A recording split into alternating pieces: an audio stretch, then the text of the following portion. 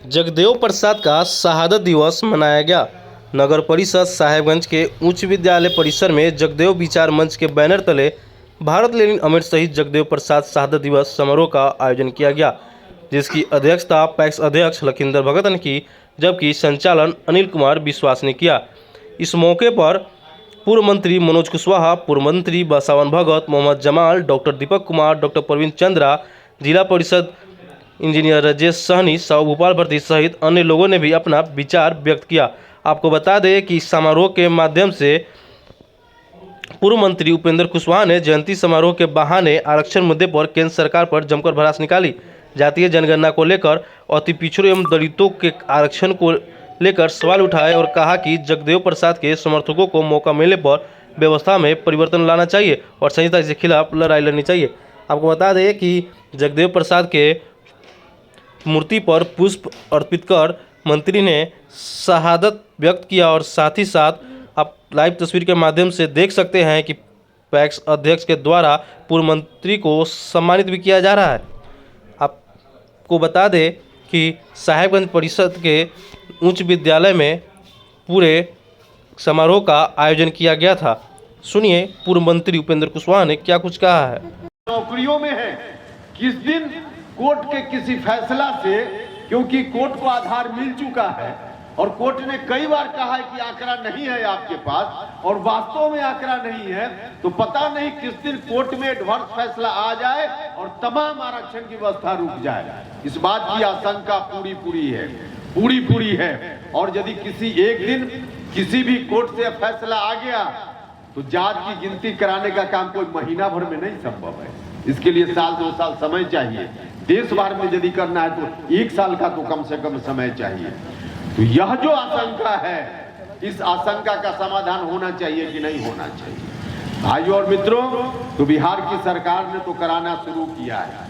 भारत की सरकार अब भी नहीं करा रही है।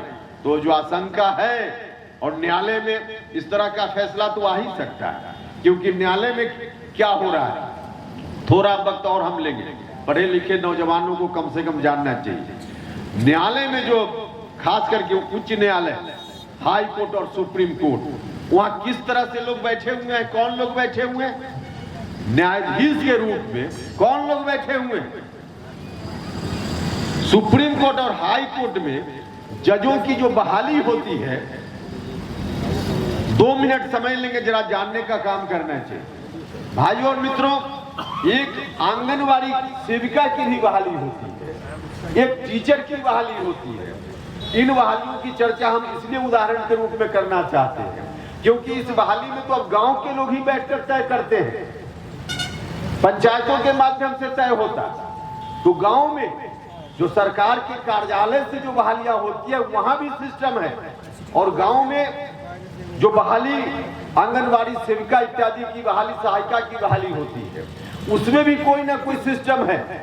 बहाली के पहले जानकारी दी जाती है, नोटिस बोर्ड पर चिपका करके या अखबार में विज्ञापन दे करके या किसी न किसी रूप में जानकारी लोगों के बीच प्रकाशित की जाती है कि इतनी जगह पे इतने पोस्ट पर बहाल होना है, बहाली करनी है। और उस बहाली के बाद, उस विज्ञापन के बाद कोई तारीख होती है कि उस तारीख तक जो लोग भी चाहते हैं बहाल होना तो आवेदन करें। आवेदन की अंतिम तारीख होती है, लोग आवेदन करते हैं और आवेदन करने के बाद या तो मेरिट के आधार पे, मतलब जो मार्क्स पहले परीक्षाओं में किसी ने प्राप्त किया है तो उस नंबर के आधार पे, कोई इंटरव्यू के आधार पे या लिखित परीक्षा फिर से होती है उस काम के लिए, तो उसके आधार पे जो भी उस प्रतियोगिता में, कंपटीशन में अव्वल आता है या जिसका नंबर सबसे ज्यादा होता है उसको सबसे पहले नौकरी मिलती है। यही व्यवस्था है ना।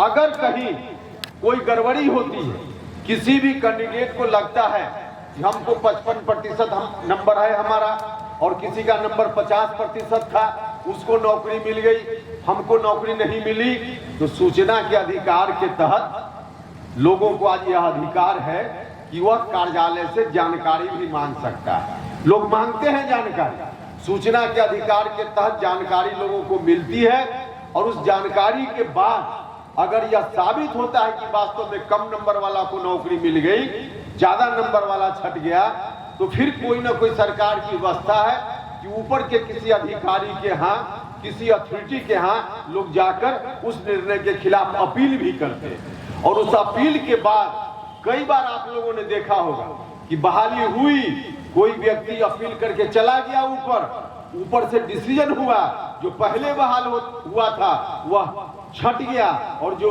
किसी तरह से जिसके साथ इंजस्टिस हो गया था वह फिर से बहाल हो जाता है। होता है कि नहीं होता है? होता है। तो भाइयों और मित्रों, या तो बहाली जनरल बहाली के लिए, लेकिन आश्चर्य होगा या आपको जानकर सुप्रीम कोर्ट और हाई कोर्ट में जजों की बहाली कैसे होती है। कोई अखबार में विज्ञापन नहीं निकलता, कोई ऑनलाइन किसी को नहीं बताया जाता है कि जजों की बहाली कब होनी है, कितने जजों की बहाली होनी है, किसी को पता नहीं होता। बताया जाए इसका कोई प्रोविजन ही नहीं है। कोर्ट में जो बैठे हुए लोग पहले से हैं, जो जज साहब लोग हैं, जो रिटायर करने वाले होते हैं, उन्हीं लोगों की 4-5 लोगों की कमेटी होती है, और वही लोग बैठते हैं, मीटिंग करते हैं, और उस मीटिंग में अपनी अपनी जेब से पर्ची निकालते हैं, और जिसका भी नाम लिख देते हैं 5-7 मिलकर के, उसी का नाम आगे बढ़ जाता है और वही व्यक्ति जज बन जाता है, वही व्यक्ति जज बन जाता है। और जब बाद में अखबार में खबर आती है कि अमुक व्यक्ति पटना हाई कोर्ट का जज बन गया, आप चाहिएगा कि हम सूचना के अधिकार के तहत पूछे किसी से कि यह व्यक्ति कैसे जज बन गया, तो कोई सूचना के अधिकार के तहत आप नहीं मांग सकते, वहां मनाही है, नहीं मांग सकते हैं।